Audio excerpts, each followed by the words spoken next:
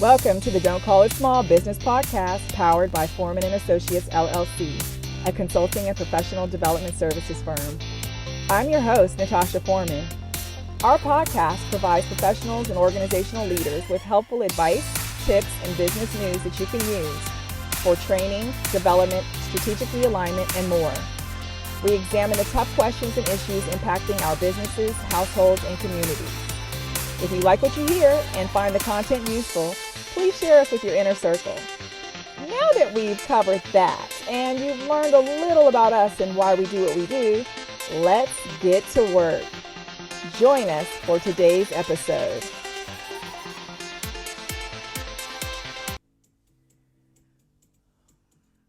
Hey everyone, it's Natasha Foreman. Welcome to the Don't Call It Small Business Podcast. Glad to be here with all of you. We're in part 11. I think this is episode 98, I believe. Okay, so we've been up to a lot. We covered a few episodes that dealt with logistics and supply chain and operations. Want to now go into the element of the business plan that's dealing with funding, right? So we're going to look at explaining the funding details or your request for funding that's in a business plan. And I want to be able to go through all that. And then in our next episode, we will talk deeper about the financial projections to kind of help make sense of that, especially those of you that hate the numbers, but you need to know the numbers. So we'll go in greater detail with that. So without further delay, I hope you have something to take notes with. If you're looking at your device and saying, what in the world? What episode? What series? What part? Oh, go back to episode 88, start at part 1. Don't worry, you're not behind. You're right on time. Let's do this. Everyone else, grab your pencil, paper, or whatever you're using. Let's dive into funding details, or your request for funding, as it's also called. So when you're looking at your business plan, let's just kind of go over where we are in this and what we've already covered so that you see the journey along this path. We have, as I've shared with you all, the executive summaries at the very top of your business plan, but I want you to save that to the end, remember, because it's going to provide a concise overview of your business and your funding needs. But you're going to talk about that after you've gotten the whole meal done so that you can then create the description, like the menu item, the summary of it, right? So that saves last. You're going to save your you can also save the business description for last, later on too. That's where you're going to detail your business idea, the mission, and objectives. It's better to be able to look at it at a completed thing and then state the obvious than you're trying to state something and then now you're trying to create everything to align with that, and research and all your findings may skew it, and then you have to then go back to the drawing board and fix it. So I'd rather you save those two for the end. All right, so from there we have our market analysis. That's when we're showcasing our understanding of the market and its potential. We're going into the next section is your organization and management. That's where you highlight your key team members and their roles. The next stage or step in your business plan, or section I should say, is the product or service line. That's where you're going to describe what you're offering and its USPs, which are your unique selling points. Your next section will be your sales and marketing. That's where we're going to outline your strategy for attracting and retaining customers. And then boom, shakalaka, we're at funding request, right? And this is where we're going to specify the amount of funding required. And then we're going to, from there, you go into use of funds. So you're going to break down how the funds will be utilized. So if that's product development, marketing, or operations. Then after that would be your financial projections, which is what we're going to do on the next episode. That's where we're going to include the detailed financial forecast, demonstrating how the funding will impact revenue, expenses, and profitability. And then you have to provide an exit strategy, if applicable, where you're going to briefly mention potential exit strategies for investors. And then there would be an appendix, and that would have any additional documents or supporting materials. So that would be the whole enchilada combo, with the burrito and taco included with the rice and beans for your business plan. So when you're explaining the funding details, right, or the request, you have to clearly state the amount of funding that's needed, and you have to justify why the funding is necessary and how it would contribute to the business's success. What is so interesting to me is how many people want to skimmy around this. You're asking someone to give you their money and you don't want to explain to them why and how the money's being used and why it's being used that way and how you're going to actually give them a return on their investment. Like, you just want them to just give it to you because you said it. It's a great idea. You should just give it to me. No. So you have to be able to justify it. You have to explain the terms of the funding, such as equity offered or repayment terms. It's interesting. A lot of people want an investor to inject a crap load of money into their company, but then they get offended when the investor is like, I want a share of the company. I want 25% ownership. Or if you're asking me for a few $1,000,000, I want, 35-40% of your company. A lot of you all would turn your backs on that, and so you would rather have 100% of nothing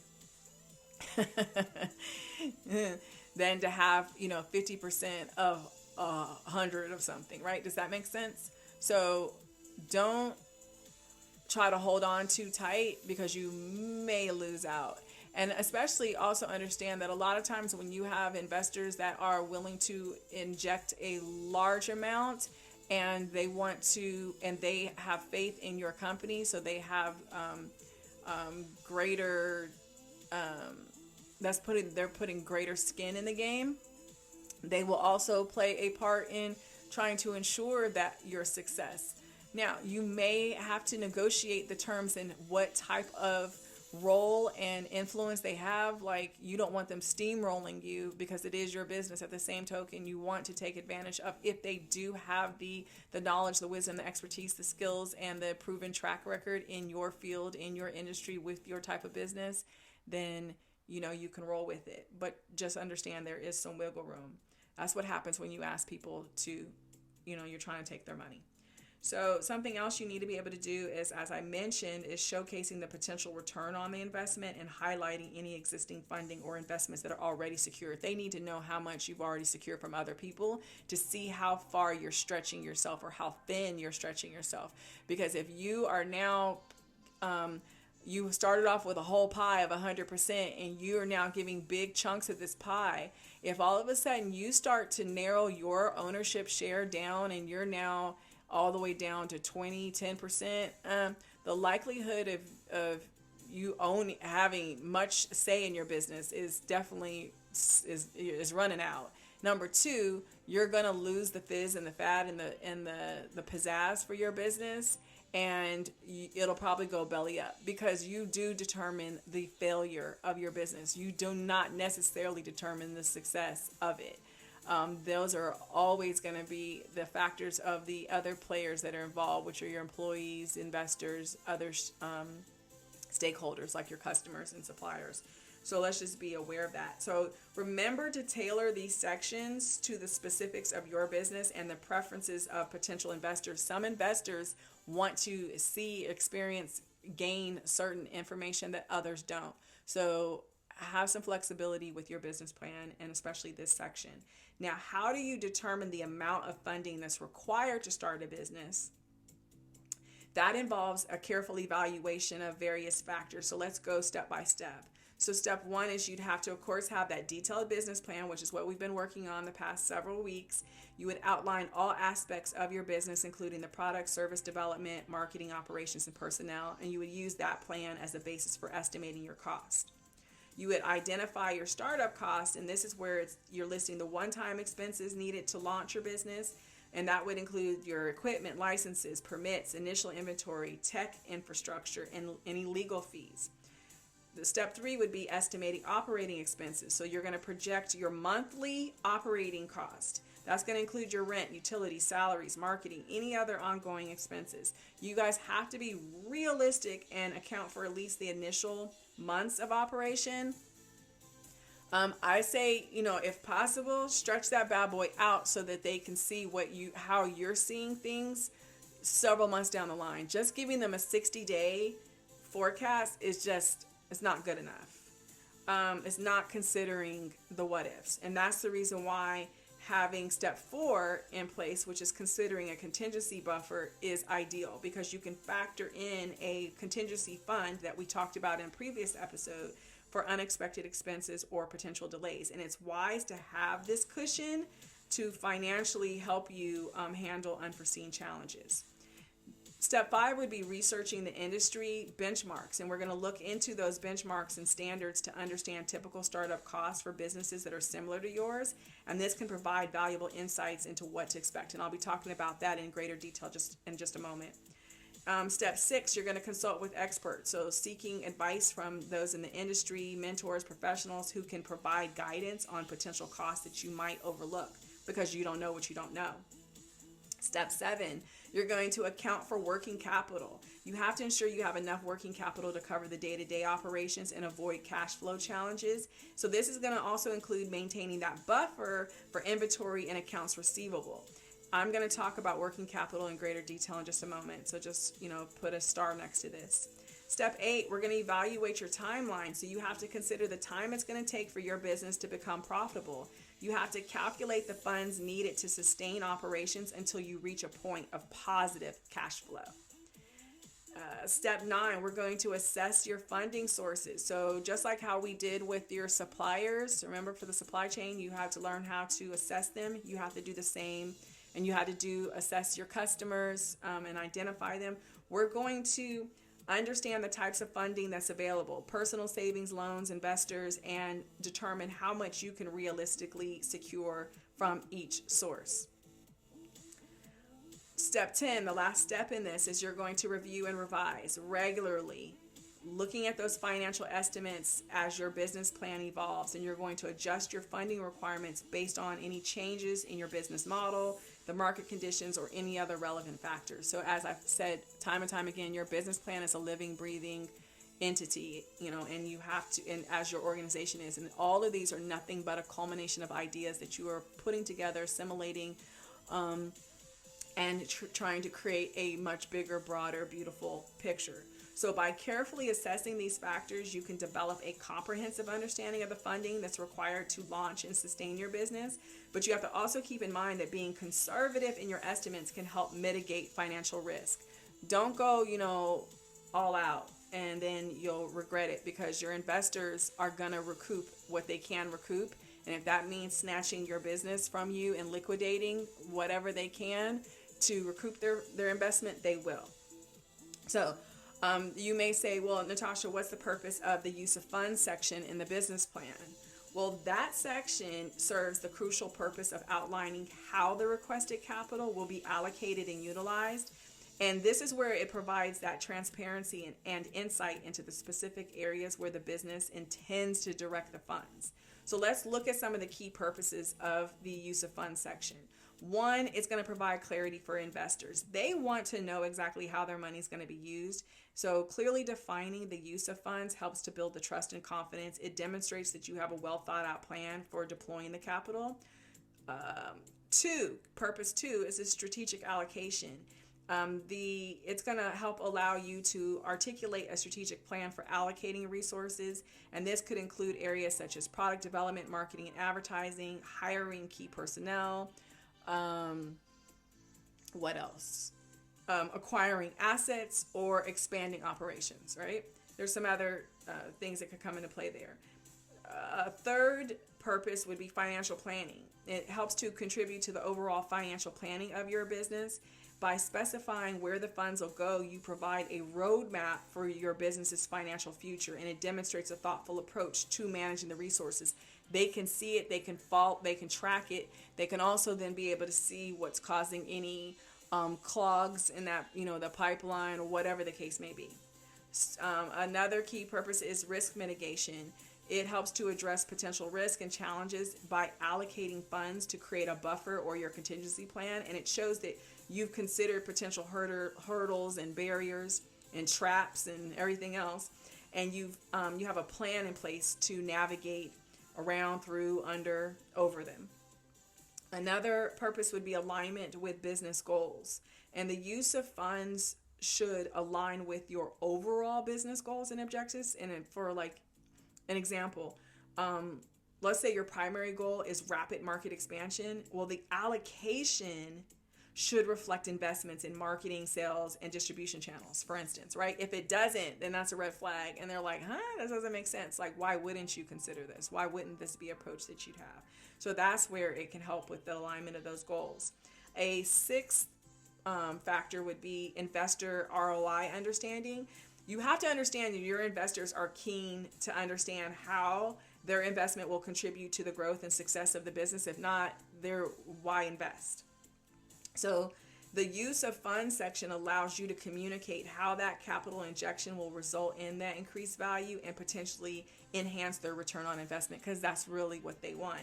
They don't just want what they got, what they gave you. They'd love, or him, right? They would love more to come back their way. So factor 7 would be facilitating discussion. So this section helps to provide a basis for discussions with potential investors or even lenders. And the section can serve as a starting point for negotiations and discussions regarding the terms and conditions of the investment. And then the 8th and final factor would be benchmarking progress. As the business progresses, the use of funds become a benchmark for evaluating how well the company is adhering to its financial plan, and it helps provide a basis for assessing whether the business is on track or if adjustments are needed.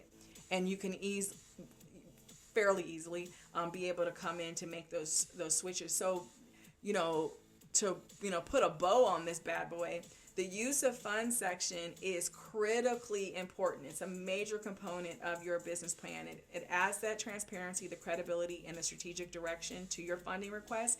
It helps stakeholders understand the financial strategy behind the capital request. So it's not just your investors as the stakeholders, but it's also your management team that needs to understand the what ifs, the whens, the hows, the whys, and everything else behind that request and how it aligns with your overall business vision.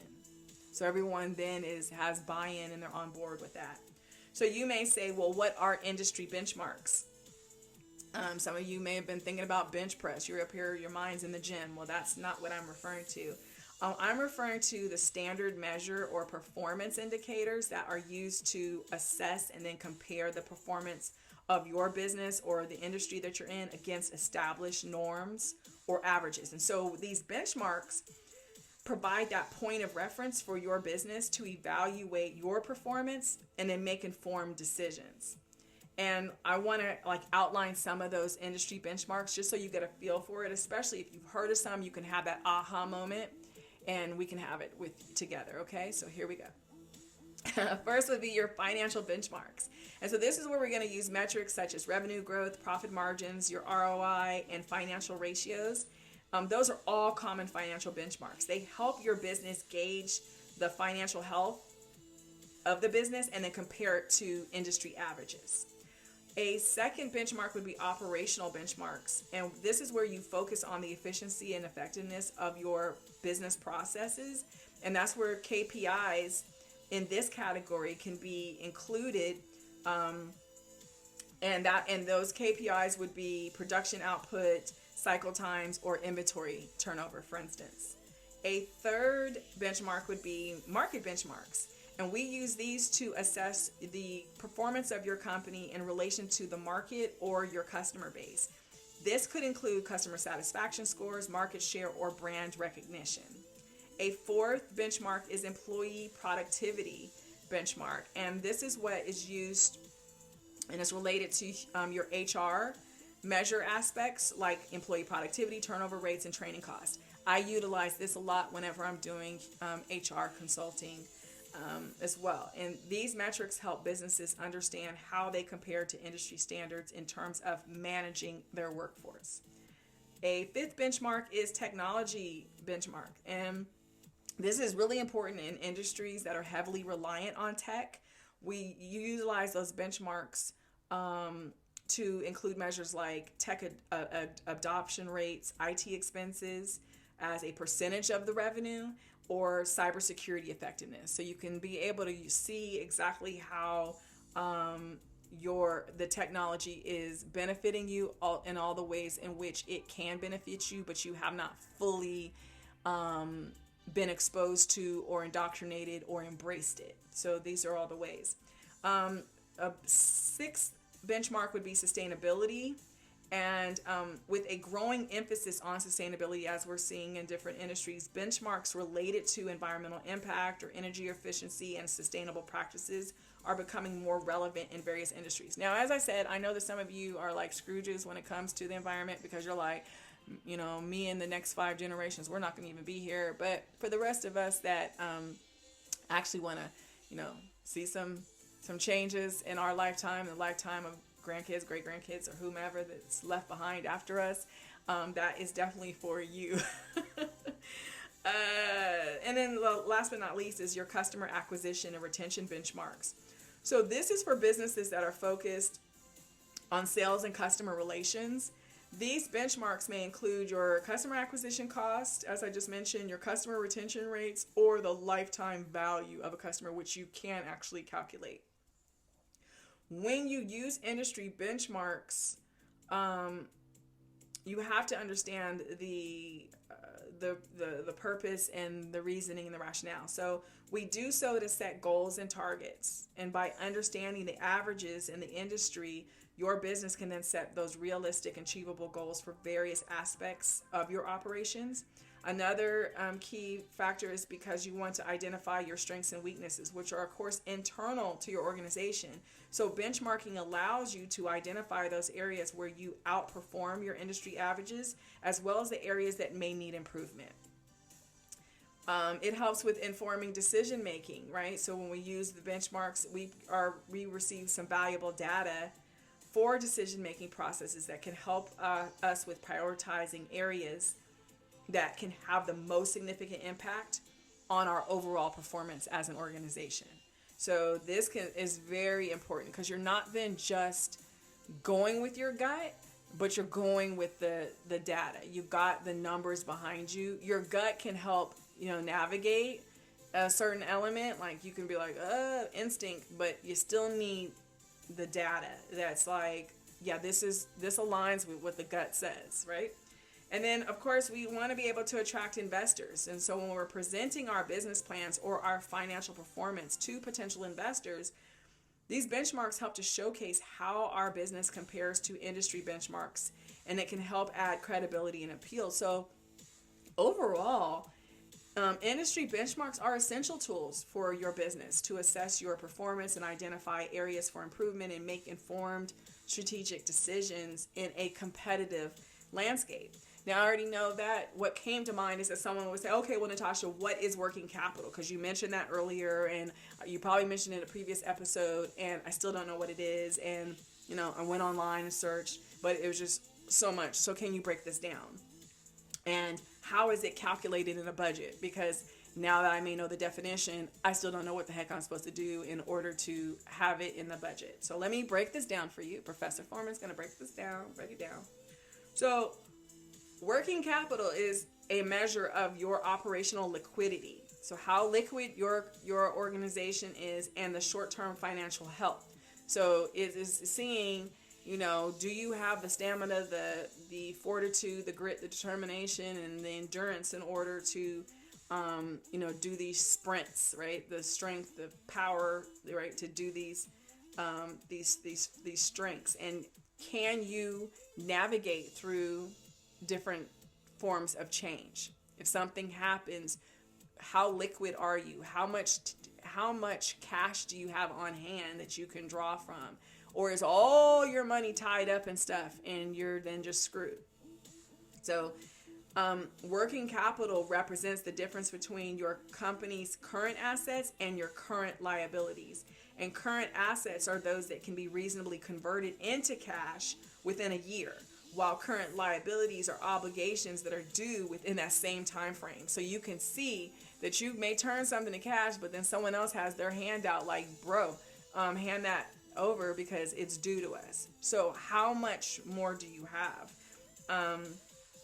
And hopefully you have more cash available to you than, as far as in assets, than the liabilities that are trying to be, pulling at your purse strings. So the formula for working capital, those of you that want to calculate, that just want to know it, is working capital equals your current assets minus those current liabilities, okay? And let's break that down by component so that you get a better feel for what all that entails. Hold on a second. So current assets, that includes your cash and cash equivalents, your accounts receivables, that's money that's owed by your customers, your inventory, so those are your goods that are ready for sale. Okay, that's not the raw that you have to then assemble. No, these are already ready for sale. And your short-term investments, those all make up your current assets. Your current liabilities, that's the accounts payable. So that's the money that you owe to suppliers. There also includes your short-term debt and any accrued expenses. So when you're looking at a positive working capital, that indicates that a company has more short-term assets than liabilities, which provides that buffer to cover its short-term obligations, which is what the example I gave earlier. On the other hand, a negative working capital suggested the potential liquidity issues, meaning you're going to find yourself stuck. And then what happens is you're going to then desperately be trying to find an injection of capital in order to cover your butt. So you're going to be borrowing from Peter to pay Paul, if that makes sense. So in budgeting, working capital is crucial because its influence on your company's ability to meet your day-to-day operational expenses is significant. So let's see how it relates to budgeting. Let's now factor it in.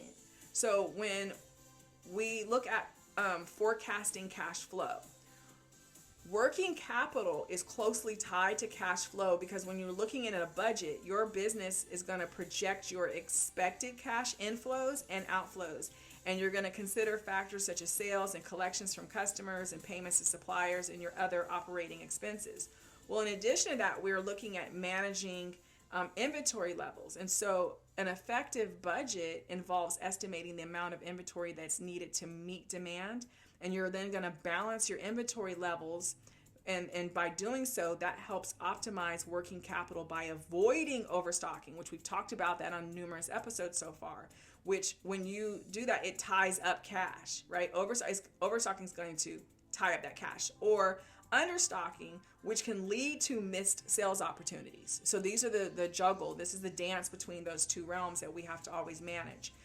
A third thing is that we're looking at negotiating payment terms. So your business can strategically manage working capital by negotiating favorable payment terms with your suppliers and customers. So for example, let's say that you extend payment terms with your suppliers that can improve cash flow while you're negotiating shorter payment cycles with your customers. That then can help accelerate cash collection. Do you see how that factors in? So that's where your negotiating payment terms comes into play. A fourth thing would be monitoring your accounts receivable. So your budget should account for the timing of cash receipts from your customers. When you're monitoring the accounts receivable turnover and then implementing effective credit policies, that can help ensure a steady inflow of cash. So this is where that comes into play.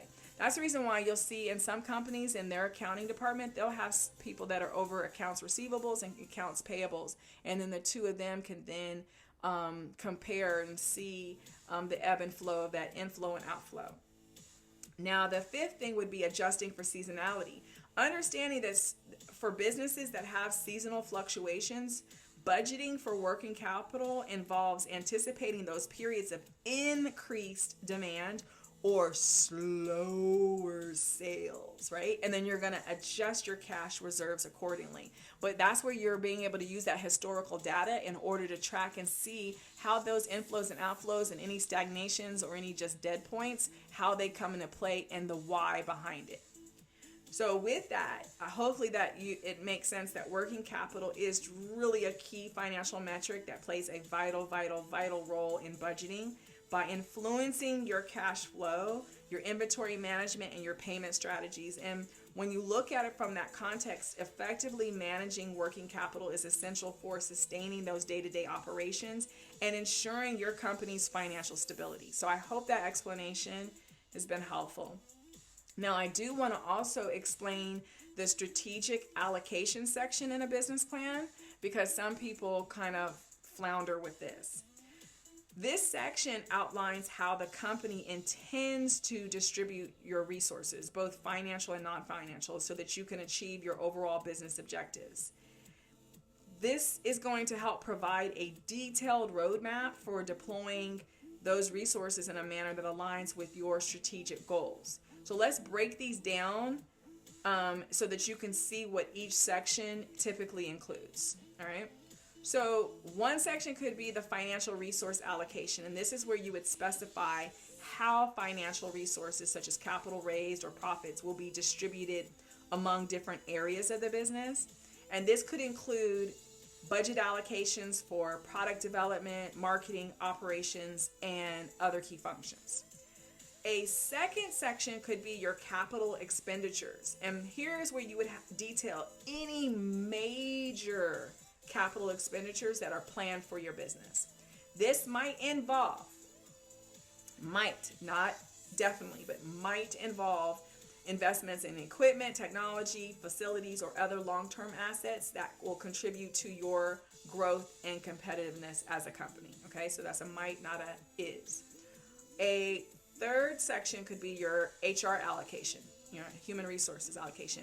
This is where you would describe how HR will be strategically allocated, and this includes hiring plans, key personnel roles, and any training or development initiatives to enhance the skills of your workforce. And this is something that you need to focus on. A fourth section would be operational efficiency, and this is where you would discuss strategies for optimizing operational efficiency. It's that simple. Well, it's simply explained like that, but let me break it down. So this could involve improvements in processes, technology adoption. Maybe you're like, hey, it's time for us to go, bold with this, and we need to adopt some technology that's going to actually make things, more efficient and effective and lead to greater success. It could also be any initiatives that are aimed at reducing cost and enhancing productivity. So that's where your operational efficiency section would be. A marketing and sales strategy, which we've covered in previous episodes. This is where you'd outline the allocation of resources for marketing and sales efforts, and this may include budgeting for advertising campaigns, promotions, sales team expansion, or other activities that are aimed at acquiring and retaining customers. Like, I have to stress that. We can get them, but can you keep them? And can you not only keep them, can you encourage them to bring more people to you? And then 6 would be research and development. So this is only if applicable. You would detail how resources will be allocated for R&D. And this section can highlight your commitment to innovation and improvements in products or services. A 7th section would be market expansion or diversification. So if your business plan involves entering new markets or diversifying your products or services, you would then explain how resources will be strategically allocated to support these initiatives. Now, for those of you that this is truly a baby startup, you wouldn't be talking about entering new markets because you're just now entering yourself. You're trying to avoid or overcome barriers to entry into the marketplace. But those of you that have established businesses, or once you do have an established business, this section is going to definitely have to be massaged and nurtured and regularly visited, because you have to be able to consider, even if you're like, well, I don't plan on entering new markets, but I do plan on finding ways to diversify the products that we offer or the services that we offer, because you have to constantly be thinking of a refresh so that you keep yourself alive and engaged and youthful in that marketplace. You don't want to grow to be the old deadhead, if that makes sense. Those are the ones that eventually somehow, some way get bumped off by some newer, fresher, faster, sleeker, more sexier alternative. And then the deadhead ends up in the corporate graveyard. And we can start naming some of those companies, Blockbuster, like, you get my drift? Okay. So with that is where we do that. Risk management is an 8th section, and that's you'd address how resources will be allocated to mitigate risk. We talked about that briefly on a previous episode of this series. This might involve setting aside funds for contingency planning, insurance, or other measures to protect the business from potential challenges. I'm going to dive a little bit deeper in that in just a moment. Section 9 would be your timeline and milestones, and this is where you would have a timeline for the resource allocation. right? So this is where you're going to indicate when specific initiatives will be implemented, and you're going to then break them down. You're going to break down that allocation strategy into milestones to track the progress and ensure accountability, so everyone can see along the journey. No one is, blind or going to be blindsided by anything of significance because you have this mapped out. Of course, it can be tweaked as needed, but you need to have that visual. And then last but not least is that ROI considerations, your return on investment. You have to be able to discuss in this section the expected return for each strategic allocation. And this helps demonstrate that resources are being used judiciously to generate value for the business. If not, no one wants to invest in something that is not going anywhere. That's like, no, what am I getting out of this? Always understand that investors have it, what's in it, what am I getting out of this, right?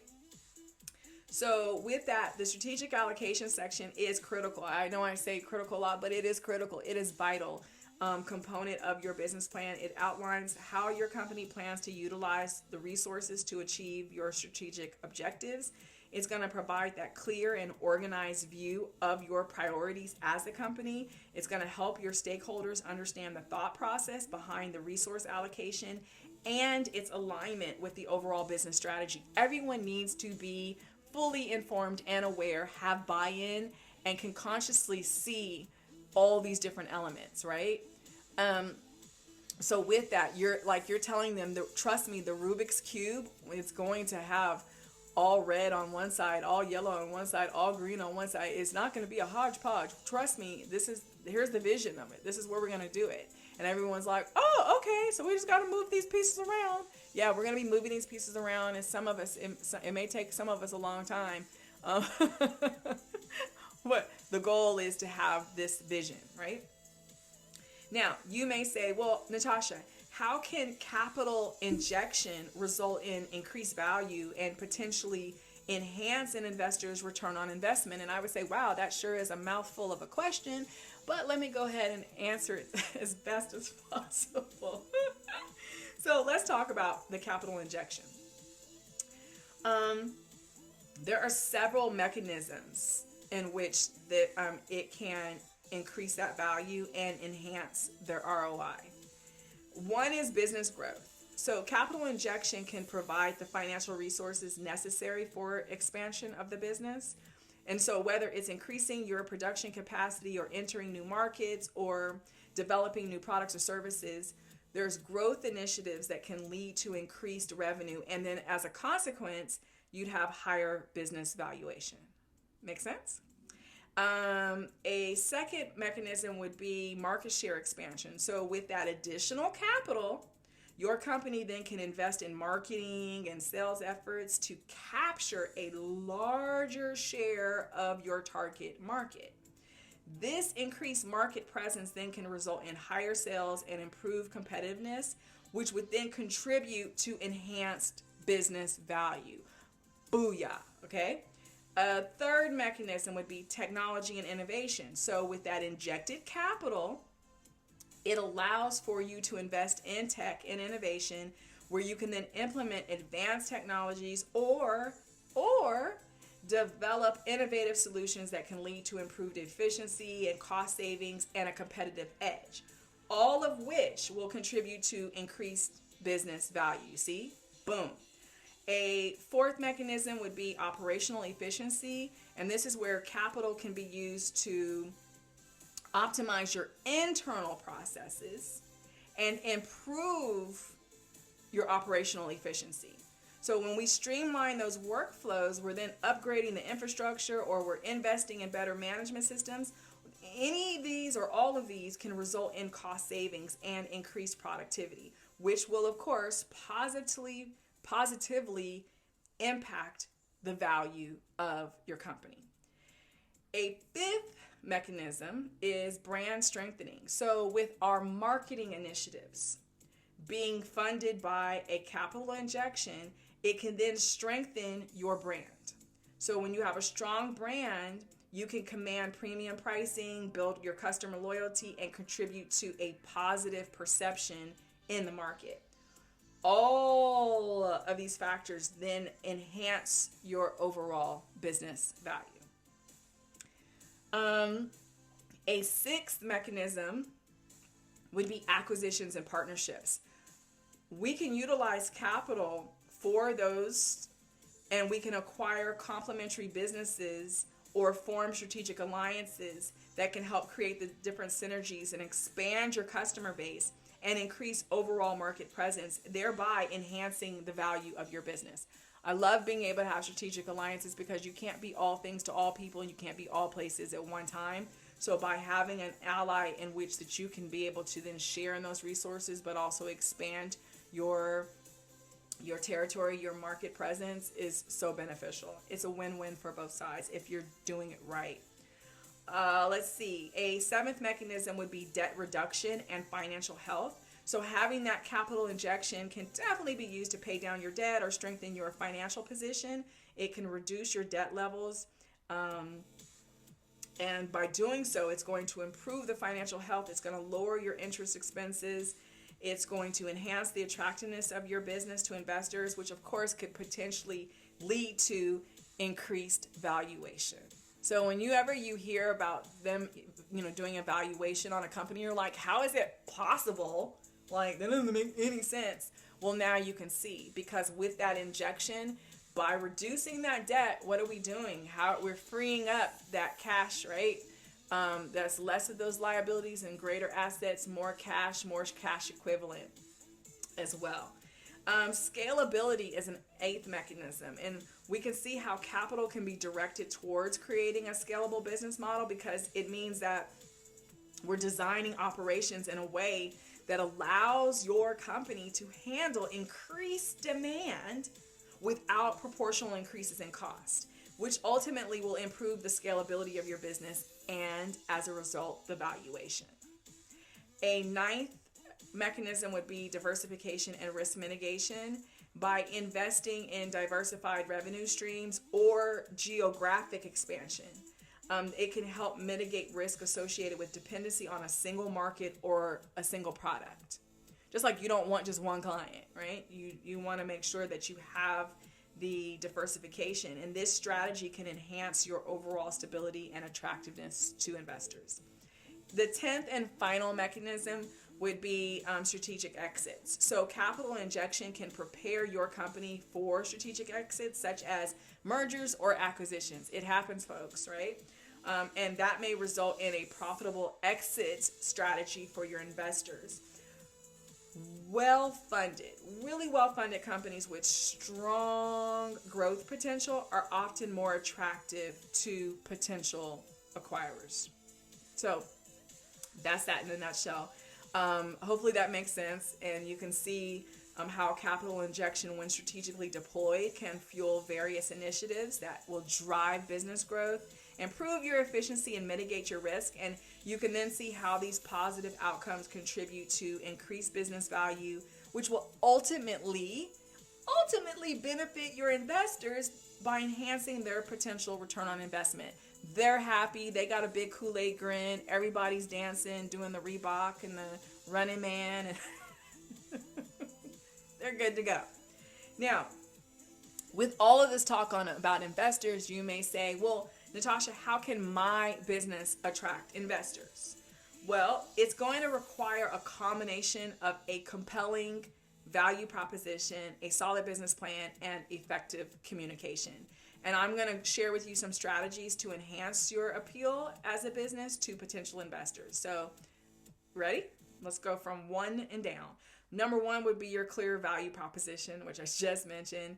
You have to be able to clearly articulate what sets your business apart from all others. You have to define your UVP, highlighting the problem you're solving, the market opportunity, and why your solution is better than your competitors. It's a pick-me dance. You are up here trying to say, this is why you need to vote for me. This is why I'm the best candidate. This is why you need to have this relationship with me. Forget all the others. I'm a dime. I'm a silver dollar. Holla, right? So this is where that comes into play.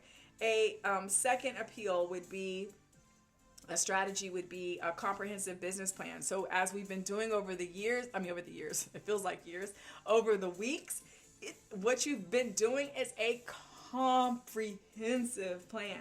You are developing a thorough and well-documented business plan, and this should include that detailed business description, the market analysis, the competitive landscape, your revenue model, the marketing and sales strategy, the operational plan, the financial projections, which we're going to be doing in the next episode, right? Your comprehensive business plan will demonstrate your commitment and strategic thinking. A third strategy is going to be your strong team. You have to emphasize the strength and expertise of your team. Investors not only invest in ideas, but they invest in the people that drive those ideas, the people that help to create and build upon those ideas. So you have to highlight the relevant skills and the experience of your team members. Don't slack on this. Don't try to just pump yourself up and then you just kind of like fiddle faddle with your team members. You should not be the smartest brain in the bunch. You should never be the smartest one in your company. You need to be surrounded by people who are smarter, faster, and will take some risks that you may not take because you're scary pants and you don't want to lose your baby. But you have to be able to sometimes push and expand and stretch yourself, and you need to have people around you that can help you do so. So with that, you need to make sure you have quality and qualified people on your team that are strong and resilient. They have the grit and determination, and they are willing to take those charging orders and march ahead full steam, okay? A fourth strategy would be your proven traction. So you should be able to demonstrate that your business model works by showcasing any existing traction or milestones that you've already achieved. And this could include the customer acquisitions or revenue growth or successful product launches, partnerships, and or any other key achievements. Highlight. This is time to pat yourself on the back, to toot your horn. You need to be able to show that you have what it takes. You've done some things, and you can go from there. Now, if you are a true startup, you may not have anything provable in this business. But if you have a history, right? If your resume shows and the resume of your team members shows that you guys have walked the walk and been successful, yeah, you've had some failures. Duh, we all have. But that you've been able to then bounce back and you've done some incredible things and you've achieved some great stuff, that also helps and that creates some stickability in regard to that. Now, let's look at a fifth approach would be scalability. This is, where you would clearly outline how your business can scale. Investors are often attracted to ventures with that potential for significant growth. So you have to be able to explain how additional capital will fuel expansion and contribute to scalability.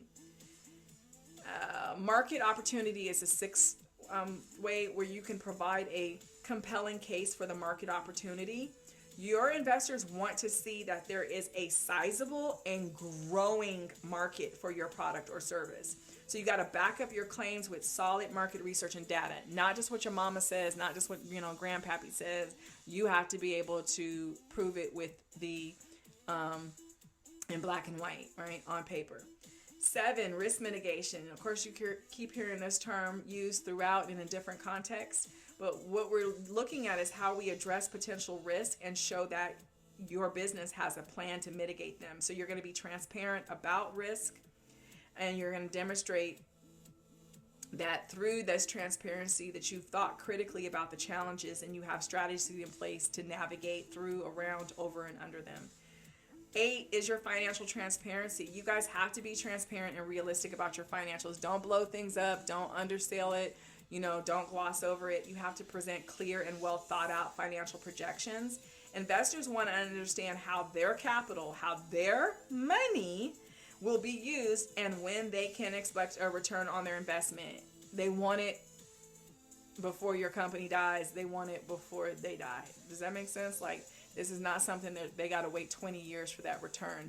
They want to see something, and they understand that in some instances there may be a longer waiting period, but they're not trying to wait forever. So just beware of this. And even this is the case if you're getting investment dollars from family, which is usually a slippery slope and a red flag, but I get it, it happens. But understand that family's going to pressure you more than anybody.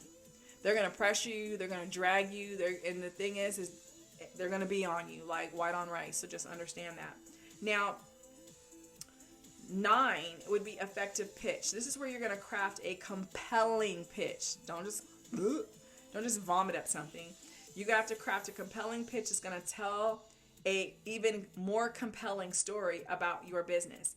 You need to practice and refine that pitch to be concise, engaging, and focused on key value propositions. And you have to tailor your pitch to your audience, addressing the specific interest of potential investors. And I'm going to talk about that as well in a moment. 10, networking. I need you guys to learn how to leverage your network, that relationship pool that you have, that interconnection of relationships to connect with potential investors. So you would attend industry events, join entrepreneurial networks, use platforms like angel investor networks or crowdfunding platforms to broaden your reach. Don't just try to get all your eggs from, one basket. 11, once again, building the relationships, establishing that with potential investors before you need funding. Don't just come to them with your hand out. You need to already have a relationship long in advance. Building that rapport over time allows them to become familiar with you and your business and the progress that you're making over time. You may not need them in the early stages. You may need them later on, especially if you know that they only invest when companies are at a certain growth potential or so on and so forth. And then last but not least is social proof. You need to seek endorsements or testimonials from industry experts or customers or strategic partners or all three. Positive social proof can add credibility to your business and make it more attractive to investors. So just remember, if you don't remember anything else, remember that attracting investors is often a gradual process, right? This is not, hey, I like you, let's get married. This is, hey, I'd like to get to know you. Can we go out for coffee? And then this is progressively going, right? So you have to build a strong foundation. You have to establish credibility and effectively communicate your business's potential. And understanding that these are all key elements in the journey to secure investments. I mentioned earlier about a risk mitigation plan. And I want to be able to talk to you about that.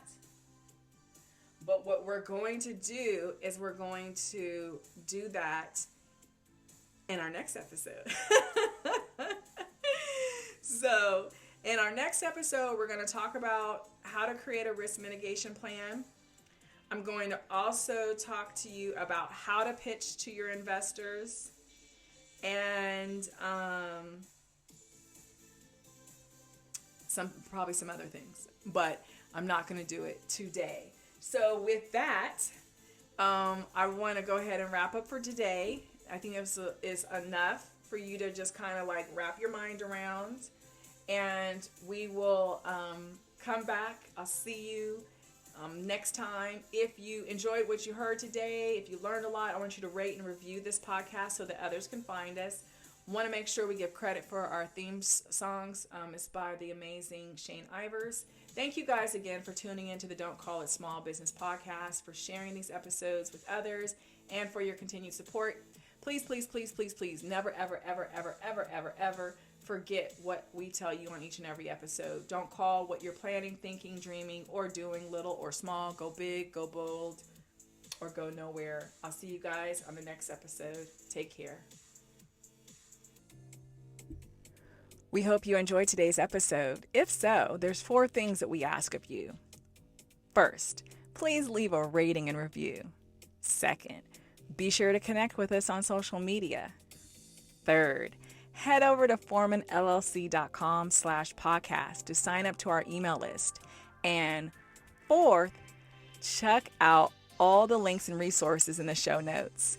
Thank you for tuning in to the Don't Call It Small Business podcast, for sharing these episodes with others, and for your continued support. And don't forget what we tell you on every episode. Don't call what you're planning, thinking, dreaming, or doing, little or small. Go big, go bold, or go nowhere. We can't wait to reconnect with you soon. See you next time.